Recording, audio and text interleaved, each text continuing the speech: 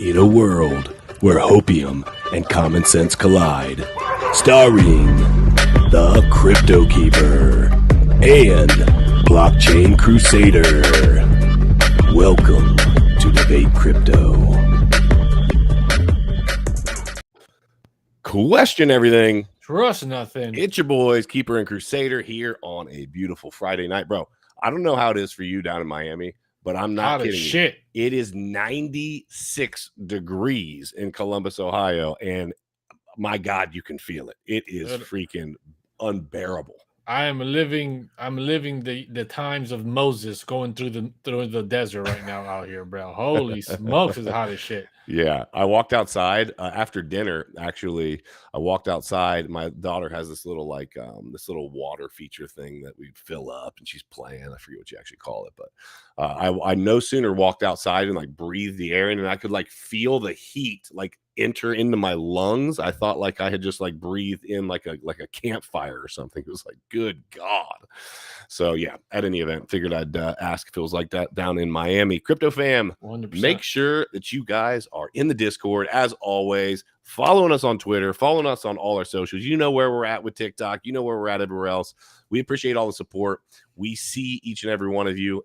And also, as Miguel's been telling you, stay active. We are always watching in the Discord. We are actively whitelisting people. If you guys didn't see it, it has been happening.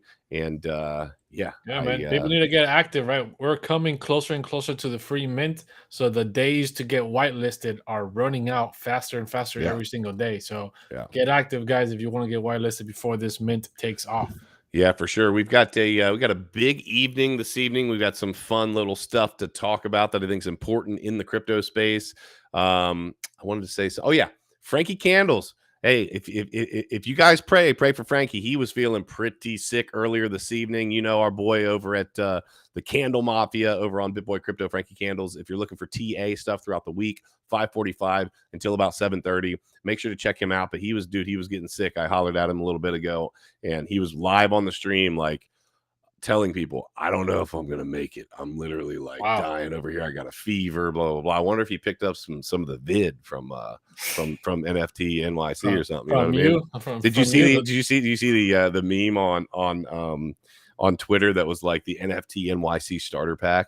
And it was I don't remember exactly what it was, but there was definitely a freaking vid test that you were, you know what I mean, taking. For sure, dude. Those things are everybody picks something up at those conventions. Yeah, no kidding, no kidding. So what's on the podium tonight, dude?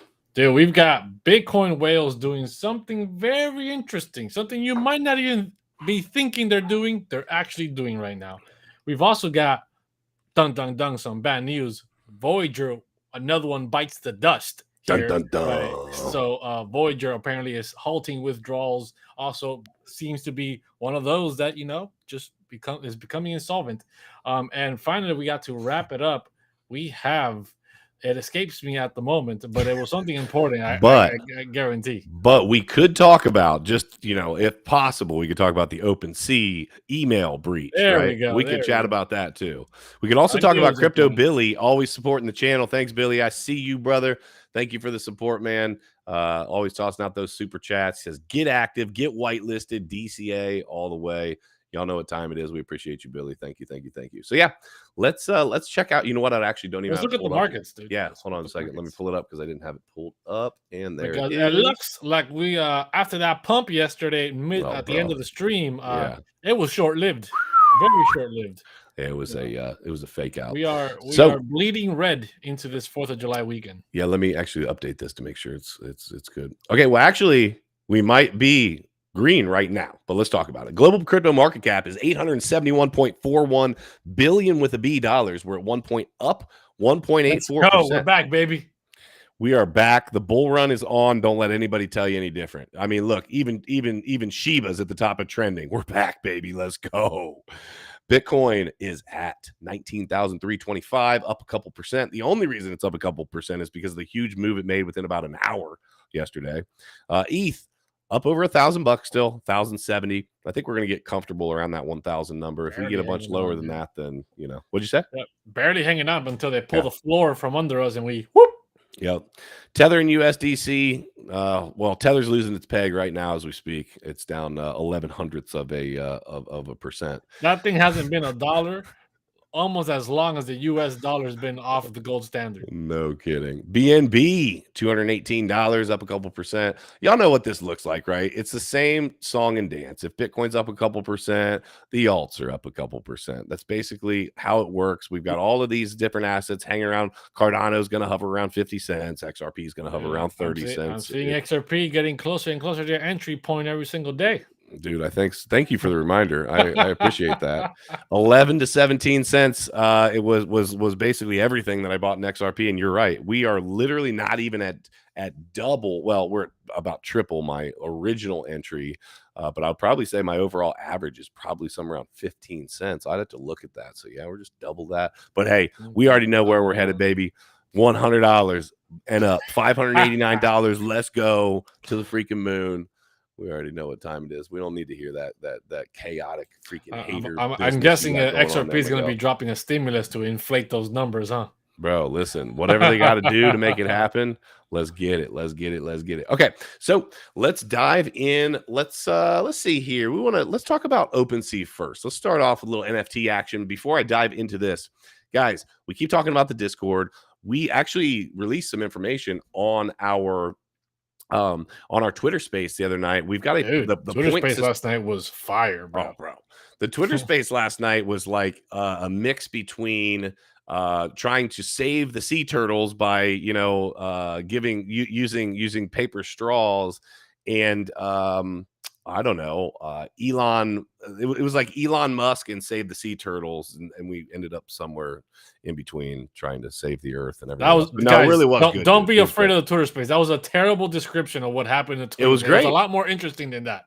It was great. No, we had fun. We actually talked about like some real issues at hand, and that's what DCA is all about. That's what Danger Close Alpha is about. We're about solving real world problems and using our NFT to be able to bring awareness to that. And that's what we got into. It was, you know what I liked about it, Miguel? We had a number of different viewpoints, but this is what we always talk about. Let's have the freaking conversation, right? Yep. We don't have to agree on everything. We had, 25 people in there, and there's probably, 5-6 different opinions on how things, are or were or should be or whatever. And what did we do? We had a civilized conversation on it. Like, that's what we should be doing in life. That's the only way you can learn and figure out the problems that we're dealing with and figuring out a solution is by having the difficult conversations, not shutting down the conversation saying, well, this is my way and it's the only way. If you have a different point, we're not going to even discuss it because we'll never get to a resolution that way. Never. It's like being in a relationship and having one person that's absolutely not willing to talk about anything and the other person like has to talk about everything. Yeah, you know what I mean? That's a tough hill to climb. So yeah. All right, let's jump into it. I got an email from Opensea and I was like, wait a minute, what's this? You got hacked, bro. And here it is. NFT giant Opensea reports major email data breach. Opensea, the popular NFT marketplace that hit a colossal $13 billion valuation in January, is warning users of email phishing after a data breach. A staff member at Customer.io, an email vendor contracted by Opensea, misused their employee access to download and share email addresses of Opensea's users and newsletter subscribers with an unauthorized external party, the world's largest NFT marketplace, said Wednesday night. The scale of the security breach appears massive. If you have shared your email with Opensea in the past, you should assume you were impacted, the company said, adding that it's working with Customer.io in an ongoing investigation that has reported the incident to law enforcement. More than 1.8 million users have made at least one purchase through the Ethereum network on Opensea, according to data collected at Dune Analytics, an open source crypto analytics platform. We believe this resulted from the actions of an employee who had role-specific access privileges that were abused. A spokesperson for Customer.io said to TechCrunch, "We do not believe any other client's data has been compromised, but we are continuing to investigate." The employee in question has had all access removed and has been suspended pending the conclusion of our investigation. So, Miguel, we were talking about this before. I honestly don't remember the answer to your question. Miguel posed the question, like, wait a minute, why does Opensea have your email address? And my answer is I don't remember. I don't remember maybe ever giving my email address. I mean, you just connect your MetaMask wallet to Opensea and boom, you have an account. So I don't know. At what point Maybe a newsletter? you gave them you gave them your email? I don't know, because I don't have my email given to them. I'm 100% sure of that. Yeah, I don't know. The only thing I can think is that a newsletter is really just about it. But what I think is interesting is they've got to do some major damage control here. When data, the most valuable asset on planet Earth, gets leaked, and now this happens all the time. The Pentagon's got leaked data. My friend that was in the military has gotten emails like, "Hey, by the way, someone in China probably has your identity right now. They know all the classified work you're coming on. If they knock on your door, don't open it. It's not us." So I get it, but we're talking about a company that's in the crypto space, a company that's in the NFT game that has enough suspicion and issues and question marks as it is. So I just believe that they've got to do a good job with damage control on this, because people are already scared, bro. People don't know what to believe, what not to believe. Is this from OpenSea? Is this from somebody else? What do I do? What do I not do? And let's be fair, Miguel. Listen, this is going to hurt some feelings in the chat. There's a lot of people, I hope it's nobody in here, but that are stupid, okay? And they make decisions. If you're watching, you're definitely not stupid. You know where it's at. That's a good point. And so a lot of people make some decisions that, like, you look back on it, you're like, wait a minute, you did what? And then when you talk through it, well, unfortunately, with them having access to email, they can now, formulate basically a game plan saying, hey, this is OpenSea. Here's the reality. The email said, and I'm going to pull this up. I'm going to read it to you guys. I'm not going to share. I'm not going to share the email. I have the same reaction when you tell me what your passwords are for some of your things. I'm like, bruh. Safety recommendations. Shutting that conversation down. Safety recommendations. Be cautious of phishing emails from addresses trying to impersonate OpenSea. OpenSea will only send you emails from the domain opensea.io. So pay attention to that. Never download anything from OpenSea email. Authentic OpenSea emails do not include attachments or requests to download anything. Number 3, check the URL of any page in an OpenSea email. They only include hyperlinks to email.opensea.io. So basically it goes through some of this. Never share or confirm your passwords or secret wallet phrases. If we haven't told you that already, or if you forgot that, well, wake up. And then never sign a wallet transaction prompted directly from an email. Those are simple steps that will keep you out of trouble. But when you're new to the crypto space, this is why we like to educate people. I mean, it wouldn't be that strange to get an email. I could see being new to the crypto space and approving some sort of a transaction from somebody sending an email if you didn't know really how things work. Like, oh, this must be how they validate the transaction or whatever. You know what I mean? I mean, just be smart. Just be smart. We live in the 21st century. Anyone that works in some type of office, they get emails and they get training all the time. Like, hey, if you get an email that you were not expecting from an unknown person telling you to click on here or do something over here or enter some information, it's probably a phishing attack. Do not do it. So I'm still surprised that at the amount of people that fall for these kind of things. But it's nonetheless, it is true. You need to be careful. When you make a profile on OpenSea, you give your email. So that must have been what it is, dude. So I guess you set up like your personal profile. Like I have a seat like. That's right. You have like a cool little name or whatever, right? You have I didn't know that mumbo jumbo. Yeah, those are all security liabilities. Those are all liabilities. Got to stay away from those. So that's what's going on there, guys. Just be careful, be smart. To be honest, though, back to the whole data breach thing. I don't think it's gonna. I think it's fugazi. I think it's not a big deal. This kind of thing happens all the time. Like I said, the Pentagon. This happens to the Pentagon. Yeah, we got hacked. They leaked a bunch of information. Yada yada. There's no damage control. Ain't nobody gonna do jack squat about it. Nobody's buying anything from the Pentagon though. Like customer wise, it's not like you have a customer database. You think they ain't selling information, bro?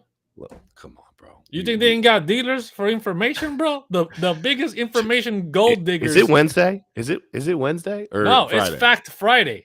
Fact Friday. We're talking information sold from the Pentagon. You can just jump onto the Pentagon's website and buy any info you want. It's like WikiLeaks, except for like you got to pay for it, right? Nah, dude, they got a special phone number. It's not on the website. You got to know a guy. It's an invitation only. Before they give you the phone number, though, you got to give them your 24 word seed phrase. So make sure you guys it's know for your own security. You got it. Exactly. They keep it safe for you. There's nothing safer than the Pentagon. That's right. They only lost like $7 trillion one time and didn't know how it happened. As long as it's from the Pentagon, guys, you're safe. So don't worry about that. All right. So secondly, we want to talk about, let's talk about Voyager and then let's talk about the Bitcoin whales. So Voyager, get it. Voyager Digital. Halt. Now, I'm not I have never used Voyager. Have you, Miguel?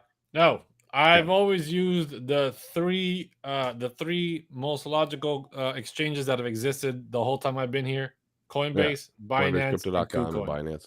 Well, That's it. you've used Decentralized exchanges. Crypto.com. You've used Huh? Crypto.com. Oh yeah, and that thing, and you know how that went. I used it for 2 freaking days, and I hate that thing. Never using that thing again. Oh my God. So I know Wendy-O likes Voyager, and I think has had some relations with them. I might want to ask her about this. I actually I'm not going to dox anybody here, but I got a message from somebody that's very likely in the chat right now that was telling me that they had, they got an email and basically they had funds on there and their funds are frozen. So this is real deal. Voyager Digital halts trading and withdrawals after 3 Arrows Capital default. Citing current market conditions, the embattled crypto trading platform has paused all customer activity. So let's take a look at this. In brief, Voyager Digital today announced that it has suspended withdrawals, deposits, and trading on its platform. The firm issued a default notice to hedge fund 3 Arrows Capital this week. 3 Arrows reportedly owes Voyager $646 million worth of crypto. Crypto trading platform Voyager Digital announced today that it has temporarily halted all withdrawals, deposits, and trading due to, quote, current market conditions. Voyager CEO Stephen Ehrlich said in a press release. Earlier this week, it issued a default notice to 3 Arrows Capital, the crypto hedge fund whose apparent recent demise has sent shockwaves through the cryptocurrency industry, impacting other firms that had exposure to it. This is a tremendously difficult decision, but we believe it's the right one given current market conditions, said Ehrlich. This decision gives us additional time to continue exploring strategic alternatives with various interested parties while preserving the value of the Voyager platform we have built together. Voyager Digital said it'll loan 3 Arrows Capital 15,250 Bitcoin. We talked about this the other day. On Monday, the platform issued a default notice to the apparently insolvent hedge fund. Default notice is that formal notice to a borrower that is missed payments on a loan. So the question is, Miguel, is this, we spoke on this the other day, but is this, I see this. That's what I'm getting at. So I see this as like your warning shot. I actually made a comment to somebody earlier that I was talking to, and I said, the little bit left that I have on exchanges, because I do keep a little bit on exchanges. Most everything that I keep is on hardware wallets. Most of you probably know that, but I do keep enough that I'm like moving around and playing. Listen, I'm not moving stuff around right now. This is not the time that I would ever sell, right? So I just need to pull the last little bit that I have on exchanges and just put it on hardware wallets. I just need to make time like this weekend to do it, because the reality is, guys, this needs to be a warning shot. You need to understand, if you have these, listen, someone owes this company $646 million, right? These companies, just like the banks, can default. The difference is the banks will get bailed out by the Fed. These crypto companies are looking to get a kick in the ass from the Fed because they don't want them around anyway. So be careful. Know where your assets are. Not your keys, not your crypto. Same stuff we've been preaching forever. Yeah, dude, 100% right. And the thing is that in this cycle, we've seen something that we didn't really see last cycle. Last cycle, we only had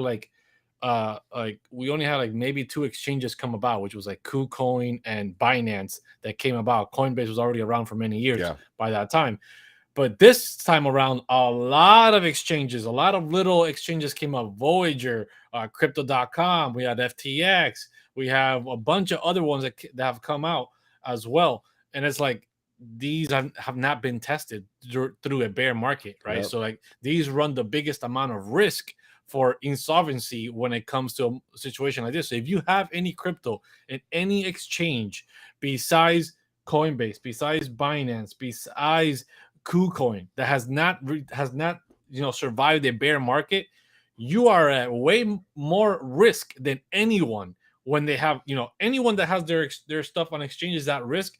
But you guys that are outside of these 3 major exchanges are even at bigger risk of something actually going down. So please move your crypto off these exchanges. Get yourself a hardware wallet. There's a lot of different options now. We have Ledger, we have Trezor, we have the other one. What's the other one called? Arculus. We have Arculus. We have a lot of different options now. Please get your money off these exchanges. If it's not your keys, not your coins, they will use you for liquidity when they can't pay their debts. That's a fact. Yep. I'm okay with the fact that they're not getting bailed out. I'm against bailouts. Yeah, I am too. I am too, So because I was ultimately around the it rolls around back the on the blockchain when they, taxpayers. yeah, when they asked me that, and I was like, dude, I am not. I want these. If you cannot manage your company, you got to go. Get out of here. We don't want you in the space. I'm not for this bailouts and Yeah. recycling everything we've done in the traditional system that has led us to even bigger problems down the line. So Yeah. they need to go away. Yeah. But that with that comes the double edge, right? People will get hurt along the way because of that, because there won't be no bailouts. Yeah. This is why you need to get your money off exchanges. And this was not now. the point. This was not the point of us bringing this up, but just as a side note, if you're looking for a hardware wallet, we do have a code for Ledger underneath the video. I love Ledger. I've been with Ledger for years. Have never had even Same. so much as a freaking blip on the radar of an issue with that. They've been freaking fantastic. Easy to use, easy to set up. It takes you through step by step. So that code is down below our video. That'll hook you up. It takes care of us. That's one way you could support the channel. Yeah, guys. don't buy it off any third-party website like do Amazon or whatever. There's Mhm. resellers. Buy it directly from Ledger. Whether you use our code or not, Yeah. doesn't matter. But buy it directly from Ledger, right? Yeah. Buy it directly from Ledger. Yeah, that's a fact, because there are a lot of, hey, guess what? We've got scammers out there. So, all right. So now let's finish it off. The moment you've been waiting for, Bitcoin. Let's talk about some Bitcoin whales. I think we're going to have an interesting conversation on this, because I can see both sides of what we're about to talk about here. So I think this will be interesting. Bitcoin whales now control 45.6% of Bitcoin supply and continue to aggressively accumulate. Whoa, what a surprise. They're accumulating throughout this bear market. Oh my God, I thought we were supposed to be panic selling. Someone should tell these people somebody they're doing should tell it the wrong. people. That's right. According to data from crypto analytics agency Glassnode, Bitcoin whales, those who hold more than 1,000 Bitcoin, are not changing their ways at the time of the current crypto market capitulation and traditionally accumulate large amounts in their wallets. These subjects act aggressively and buy 140,000 Bitcoin on average every month directly from exchanges. Such dynamics led to a concentration of 45.6% of the total Bitcoin supply in whales wallets, which equals 8.69 million BTC. Whales, which is above 1,000 BTC, typically go through accumulation distribution cycles, often aligns with the Bitcoin market structure. These entities are also adding to their balance aggressively, acquiring 140,000 Bitcoin a month directly from exchanges. Whales now own the 8.69. Okay. Bitcoin accumulation by whales began in April and has increased until late June, when the price per Bitcoin reached the $20,000 range. Meanwhile, the accumulation rate has already exceeded the size of the second half of both 2020 and 2021, but lags behind the first half of 2021. The concentration of 8.69 billion, or I'm sorry, not billion, that would throw things out of whack, million BTC, or 45.6% of the total supply, can be considered a historical mark, which, judging by the trend and aggressive strategy of market players, may soon be overcome. If it is unclear if at least 50% of the Bitcoin supply will be accumulated before the capitulation is completed and the new momentum begins, but one can say the Bitcoin whales now have more influence on the process, and this can hardly be considered a good signal. Here's what I'm about to finish this, guys, and we're gonna get into it. At the same time, according to Glassnode tweets, whales are not alone aggressively buying Bitcoin. Thus, minority holders with wallets less than 1 Bitcoin, amusingly referred to as shrimps, are also intensively accumulating at a pace not seen since March 2020. Due to the stats, shrimps purchase an average of 36,750 Bitcoin per month and currently control 1.12 million Bitcoin, which equates to 5.87% of the total supply. So what are we talking about here? It says apparently not all shrimps are involved in the process. The crypto markets, as the ocean, whales eat shrimps. And if all shrimps bought Bitcoin, there would be nothing left for whales to eat. So what does this article scream to you, Miguel? And I'll talk the other side of it. Go ahead. It screams to me like, oh my God, I think it was all planned. It's almost like they were waiting for prices to drop to then, sell you all this fear so that when you panic sold all your Bitcoin for cheap and for losses, they would eat up the supply because they believe and they understand that Bitcoin is the future and they're going to continue accumulating Bitcoin, even though they're not pushing up the prices, continuously making you believe that prices will continue to drop forever and ever because nobody wants Bitcoin because Bitcoin's trash. But yet the opposite has happened. It's almost like the old bait and switch, right? The smoke and mirrors. It's almost like what the government does all the time. They lie to you all the time, and then they do the opposite in the background. It's like, guys, what are we doing? What are we doing? Why are we surprised that this is happening? Why are we surprised that Bitcoin's about 46%, 50% of its supply is being accumulated by whales? And whether these whales are institutional players, entities, or whatever, or they're just random, massive millionaire people, billionaires that are accumulating it, why are we surprised? The rich will always get richer because they're always going to move on to the better assets, while making sure that we, the poor, never front run them and stay below the ground where we deserve to be, because we continue to eat up their FUD. Yep. It's, you know what, so first of all, let me talk about what you just said. I agree with you. The whole idea that people are panic selling their Bitcoin is, to me, and listen, I get it, right? There's going to be situations where there's going to be people that say, hey, I made a bad decision. I put too much in. I needed to pull some back. Hey, listen, that's a freaking learning experience. But as a whole, if you are in the crypto markets, if you have taken any sort of suggestions from people like, hey, don't put in more than you can afford to lose, this, that, and the third, if you're doing those things, the time to sell and capitulate is not when the prices are at their freaking lowest they've been in years. The time to sell is when things are freaking hugely bullish. Prices are up like you've never seen before, and all you see in the news is how it's going to $10 million, right? The reality is the news gets used to push you around. We've talked about this not just with Bitcoin, not just with ETH, not just with crypto. We're talking about politically, anything in life. The news can use to push you in a certain direction so that they can stand on the other side and gain or pick up whatever little bits that you keep dropping behind. They kind of basically push you in a direction, cut a hole in the bottom of your pocket, and then follow behind and pick up the little crumbs that are falling out the bottom of your pocket. That's essentially what's happening.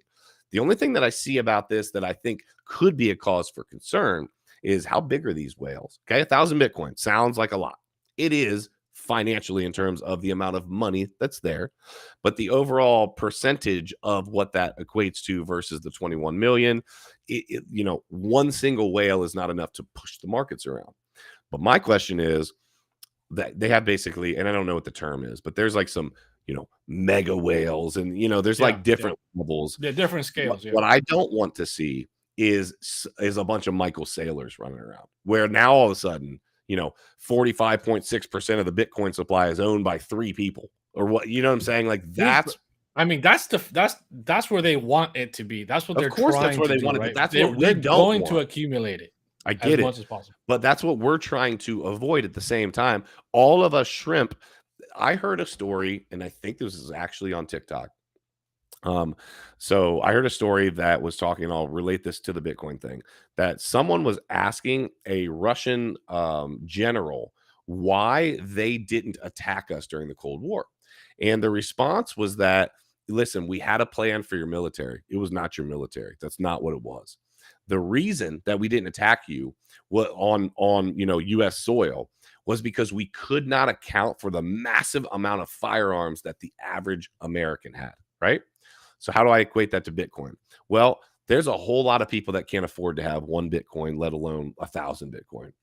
But large numbers of people that are involved in a decentralized economy that is Bitcoin can then hold a massive amount of that supply and still hold some sort of control over what's happening. If we all get scared, capitulate because the news is bad or is telling us that we should, now all of a sudden, what have we done? We've literally played right into the hands of all the big money. And now all of a sudden, then Bitcoin becomes just like every freaking thing else. All the players kept eat up all the Bitcoin and own all the that's what they're gonna do, right? That's where the transfer of wealth is. If you don't hop on the transfer of wealth early, right, when the fear is at its max, right, you're gonna see players like Hazley saying, Grayscale, and many others accumulating the crap out of the Bitcoin and top tier assets because they understand it. They don't care that there's capitulation. They don't care that the market's down. They're going to continue buying. We're just talking about the shrimps buying up Bitcoin.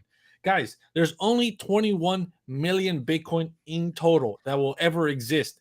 There are approximately 7 billion people on the planet. If every single person gets a crumb of Bitcoin, that is 0.001% 0.0003. That's all there is for everybody. That's how scarce it is, right? Versus the other argument is like, oh, but gold is the true store of value. They just found like 11 trillion I think it was even more dollars than that, worth but yeah. of gold in Uganda. All right, they're not gonna pull it out tomorrow, but they know it just existed there. Literally, their market cap just doubled. Right, it literally just like doubled in it just got inflated. I'm gonna say actually inflated the value, so the values got cut in half for gold because the supply just doubled out of nowhere.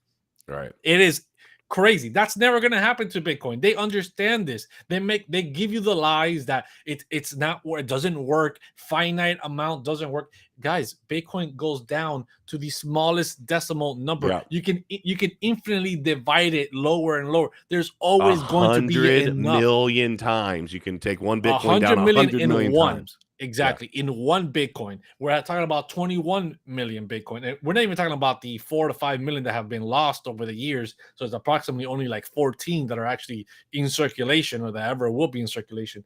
But nonetheless, let's think that the 21 still exist and are in accumulation. Dude, it's granular. It's like you're at the beach and you're trying to count the little dots of sand and say, this just isn't enough. There's just not enough here. There's no way we can divide this up among everybody.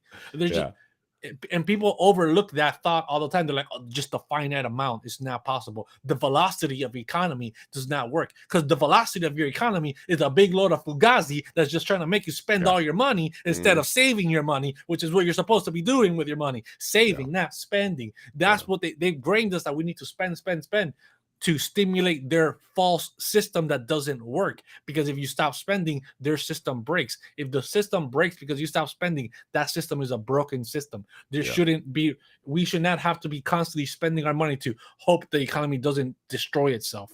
You're supposed to be saving money. Yeah. And, we live in a world of instant gratification. This actually got brought up last night in the Twitter space. I remember someone saying, so I don't remember what it was in regards to, but it wasn't always like that. You're right. It wasn't. But we live in that world right now. And so what I think you need to recognize is that world of instant gratification gets played against you on both sides. It gets played against you on the run up where they're like telling you, listen, this is going forever. You better get in where you fit in because it's not going to stop. And then they play on your greed because boom, I got to have money right now. Right. Then on the backside, basically, there's so much fear, uncertainty, doubt. We call it FUD, right? There's so much there that they're basically saying, listen, you better sell because you're not going to have anything left. You've got to get rid of it now. At least hold on to what you can. It's okay that you took a loss. No. Let me stop all of that right now. Patience is a virtue. It always has been. It always will be. And that counts for your finances as well. It does. The reality is we might live in a world where you're not going to save yourself anymore to retirement, but you sure as heck can invest yourself towards a retirement. I'm literally living proof that within a small few 5 years, you can accumulate something rather large with not that a much amount of money on the front end, right? And so I want to give everybody encouragement. The patient side of things is important. The belief system, which is why we talk about starting off with getting educated and reading this book, right? That belief system, if you guys need to screenshot or whatever, I'm giving you an extra second here. Safe to name it, the Bitcoin Standard. The reason that we talk about, reading that book and getting educated is because if you have that structure in your life to where you understand what Bitcoin is, what money is, what that looks like, now it's so much easier. There's a reason that Miguel and I don't look like freaking out. And it's not just because we've bought at a lot lower prices, because it sucks. When I look at my portfolio right now, it sucks, right? And you can say, baby, so Miguel says diamond hands, baby. Let's go even farther than that. Not even so much the diamond hands as it is, I have a belief in place that tells me that this is a world-changing technology that is actively happening. We have a market that's only been open for less than 13 years, and that is an infant, and we have a long way to go, and patience is going to be what's going to take you to the promised land. 100%, dude. We are seeing the emergence of a whole new market that will shape the future of finance forever, for the next generation, 2 generations, 3 generations, to something else gets created, right? The stock market really became a thing in the early 1900s. It's been a little bit over 100 years, and now we're seeing a whole new one happen, and people are like, oh, it awful fugazi, it doesn't work, and yada yada, criticize, talking a lot of mumbo jumbo. When the television was first created, FYI, people thought that they literally said no one's going to sit in a room and look at a box all day. People just want to be outside. Now all we do is sit in front of a box and look at the screen, right? People thought Uber was never going to work.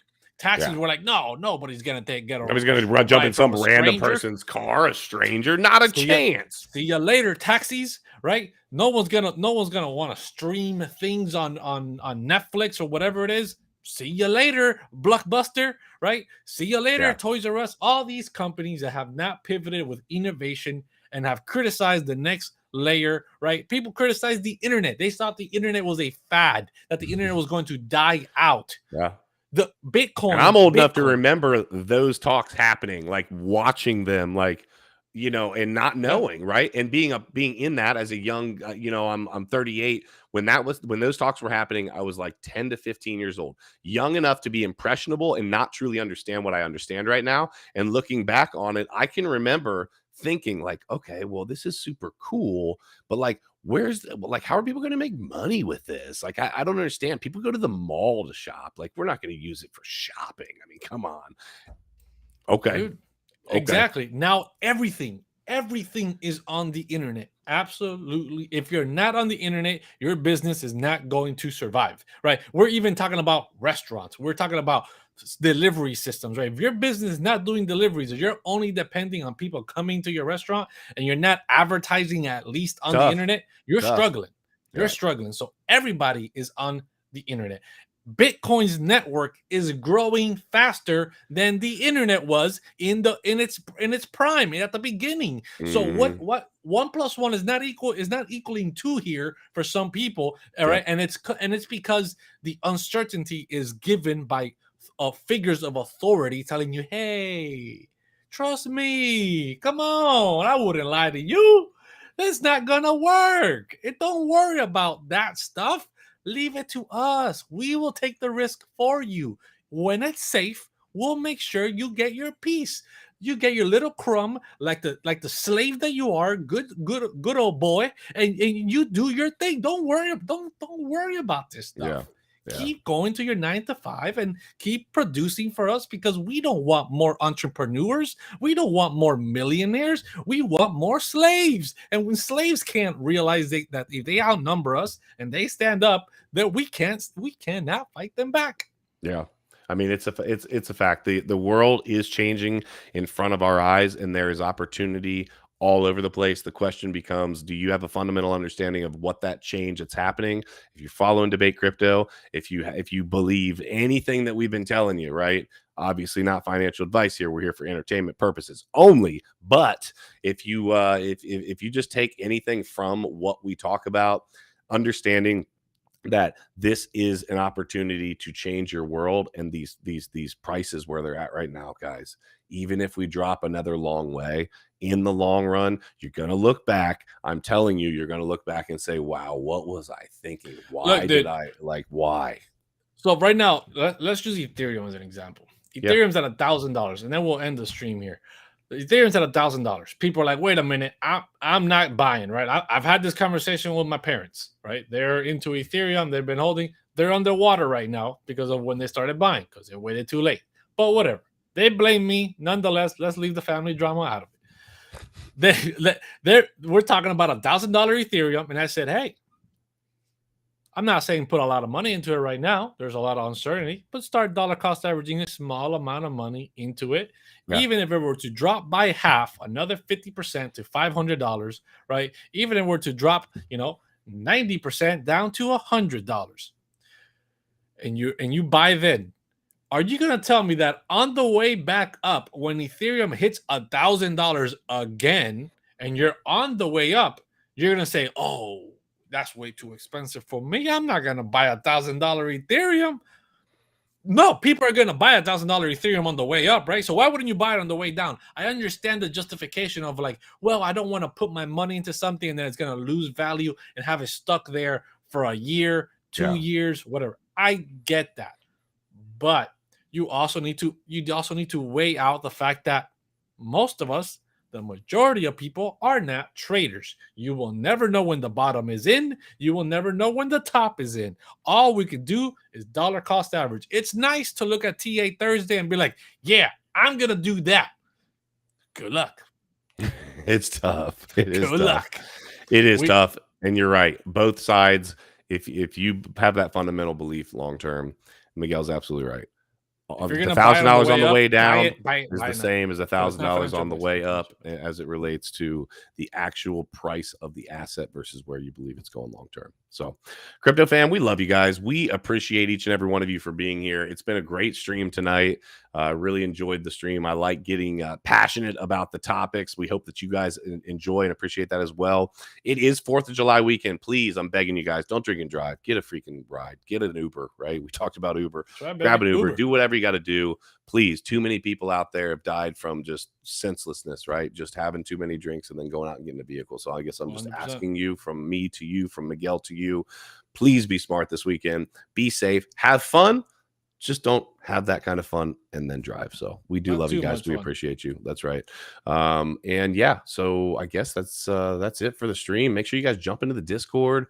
We've got the free mint coming soon. We were going to do it on the 4th of July, just for everybody in here. Just a real quick excerpt. We are not doing the mint on July 4th for 2 reasons. The main reason, though, being it's 4th of July and everybody's going to be doing their own thing with their families. Didn't think it made a lot of sense. The second thing, we're just doing a little tweaking as it relates to some of the code stuff. Just want to make sure that everything's perfect. We will be doing it within the next couple weeks, though, like for sure. So we won't be pushing it any further than that. This is your last time. The time to get whitelisted is now. That's right. If you've been here, right? There's a lot of people that watch this show. Like 50% of the people that watch the show are not even subscribed. And if you've been watching, you're like, this DCA, right? This danger close alpha thing I keep hearing about. It's interesting. The time is coming. Yeah. The bottom is coming, right? Yep. You better catch that bottom. We're about to blast off here. So it is now. And also, just a reminder, guys, normally Saturday evenings, we would have our Saturday evening stream. Because of the family weekend, we're not going to have that tomorrow night. We're taking the weekend off. Yeah, we're taking the weekend off. Like family, guys, I hope you guys can respect and appreciate that. We need some family time, and so we are going to take tomorrow. We'll be back at it, though, next week. But, yeah, that's that. So we love you guys. Freaking people always taking our time, man. We love you guys. We appreciate you for being here. You could be anywhere, but where are you? Here with Debate Crypto. So we hope you guys have a blessed evening. Just remember to question everything, trust nothing, and until next time, hodl like it's hot. We'll see you soon.